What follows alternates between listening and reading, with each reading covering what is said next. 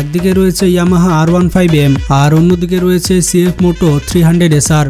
এই দুইটি বাইকের মধ্যে আসলে কোনটি সেরা? যারা R15 পছন্দ করে তারা বলে R15ই সেরা, আর যারা CF Moto 300 পছন্দ করে তারা বলে কোথায় 150 সিসি আর কোথায় 300 সিসি। দেখুন বন্ধুরা, বাংলাদেশে স্পোর্টস বাইক প্রেমীদের জন্য ইয়ামাহা R15 আর CF Moto 300 এখন সব থেকে আলোচিত দুইটি নাম। একদিকে আছে ইয়ামাহার লিজেন্ডারি পারফরমেন্স আর স্পোর্টি লুক, অন্যদিকে CF Moto 300SR দিচ্ছে পাওয়ারফুল ইঞ্জিন এবং আধুনিক ফিচার্স। কিন্তু প্রশ্নটি হচ্ছে আপনার জন্য কোনটা হবে পারফেক্ট বাইক? আজকের এই ভিডিওতে আমরা এই দুইটি বাইক নিয়ে তুলনা করে দেখব কোন বাইকটি এগিয়ে আছে। ভিডিওটি অনেক ইন্টারেস্টিং হতে চলেছে, তাই শেষ পর্যন্ত দেখতে থাকুন।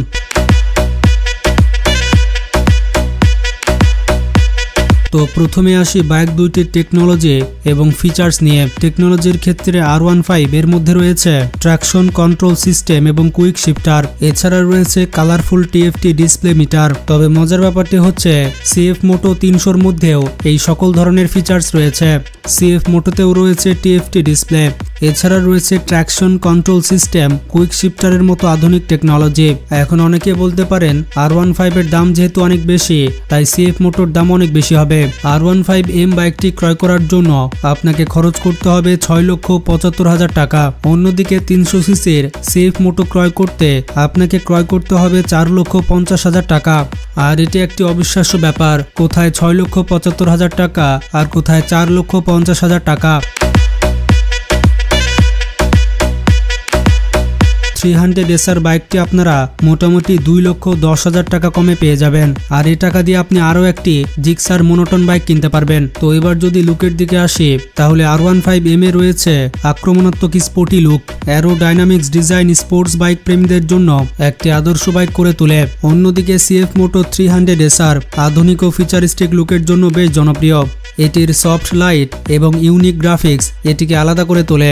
এবার যদি আমরা কথা বলি ইঞ্জিনের, তাহলে R15 এর ইঞ্জিনে রয়েছে 155 সিসির লিকুইড কুল ইঞ্জিন এবং VVA প্রযুক্তি, যেটা প্রায় 18.4 bhp পাওয়ার জেনারেট করতে পারে।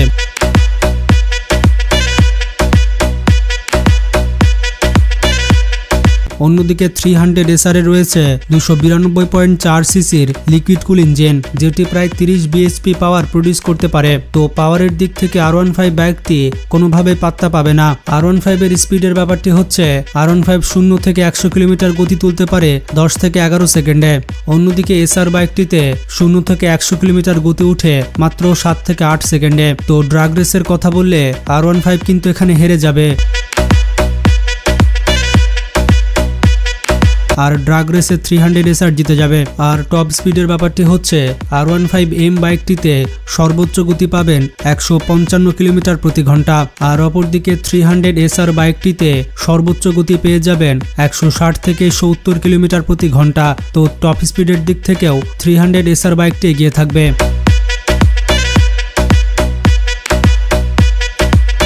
R15M বাইকটিতে মাইলেজ পেয়ে যাবেন 45 কিলোমিটার। অন্যদিকে CF Moto 300SR এ মাইলেজ পাবেন 35 কিলোমিটার। তো মাইলেজের দিক থেকে কিন্তু R15 এগিয়ে থাকবে, কারণ 10 কিলোমিটার পার লিটার বেশি মাইলেজ দিচ্ছে। তবে দুইটি বাইকের হ্যান্ডেলিং এবং কমফোর্টের মধ্যে পার্থক্য রয়েছে। R15M স্পোর্টস রাইডিং পজিশন এবং আপগ্রেড সাসপেনশনের কারণে দুর্দান্ত হ্যান্ডেলিং অফার করে। আর যারা একটু লম্বা রয়েছে তারা একটু কমফোর্টেবল ভাবে বাইকটি চালাতে পারে। যাদের হাইট একটু কম, মানে 5 ফুট 5 নিচে, তারা R15M বাইকটি চালাতে একটু ডিসকমফোর্ট ফিল করতে পারে। অন্যদিকে CF Moto 300SR এর সিটিং পজিশন কিছুটা কমফোর্টেবল এবং এর সাসপেনশন সিস্টেম লং রাইডের জন্য বেশ উপযোগী। যারা একটু কম হাইটের রয়েছেন, মানে 5 ফুট থেকে 5 ফুট 5 ইঞ্চির মধ্যে, তারাও CF Moto বাইকটি চালাতে পারবেন। তাছাড়া লং রাইডের জন্য CF Moto অনেক ভালো। R15M এ লং রাইড করলে আপনার ব্যাক পেন হতে পারে এবং বিভিন্ন সমস্যা হবে, তবে CF Moto-তে সেটা কিছুটা কম হবে। তো এখানে সামারি দাঁড়াচ্ছে, যদি আপনার ফোকাস হয় স্পোর্টি লুক এবং মাইলেজের, আর আপনার হাইট যদি অনেক ভালো হয়, তাহলে R15 আপনার জন্য।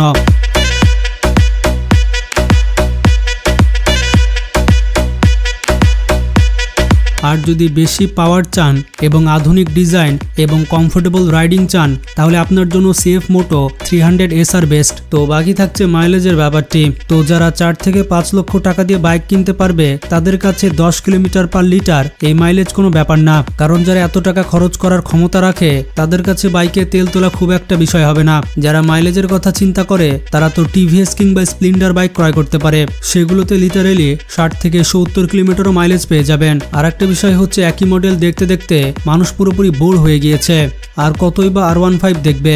মানুষ চাচ্ছে নতুন কিছু ট্রাই করতে। তাছাড়া 150 সিসির বাইক হওয়ার পরেও R15 বাইকের দাম 7 লক্ষ টাকার কাছাকাছি, এটা কিন্তু একটু বেশি হয়ে যায়। ইয়ামাহা যদি দাম না কমায় তাহলে তাদের অবস্থা কিন্তু নোকিয়া কোম্পানির মতো হয়ে যাবে। তাই ইয়ামাহা এবং সুজুকি কোম্পানিকে বলছে সময় থাকতে দাম কমিয়ে ফেলুন, নয়তো আমও যাবে ছালাও যাবে। তো যাই হোক, আমি ফিচার্স সহ হাবিজাবি আপনাদেরকে বলে দিয়েছি। এখন আপনাদের বিষয়, আপনি R15 কিনবেন নাকি সিএফ মোটো কিনবেন, টাকাটা আপনার, আপনি বুঝবেন। আমি শুধু সেগমেন্ট করে দিলাম যে কাদের জন্য এই বাইকটি ভালো হবে আর কাদের জন্য ওই বাইকটি ভালো হবে। এখানে ভালো খারাপ বলার আমি কেউ না। তো কমেন্ট বক্সে ঝটপট লিখে ফেলুন আপনার কাছে কোন বাইকটি ভালো লাগে, R15M নাকি সিএফ মোটো 300 SR। ভিডিওটি বেশি বেশি শেয়ার করে সবাইকে জানিয়ে দেন। আজকে পর্যন্ত ভালো থাকবেন, টেক কেয়ার।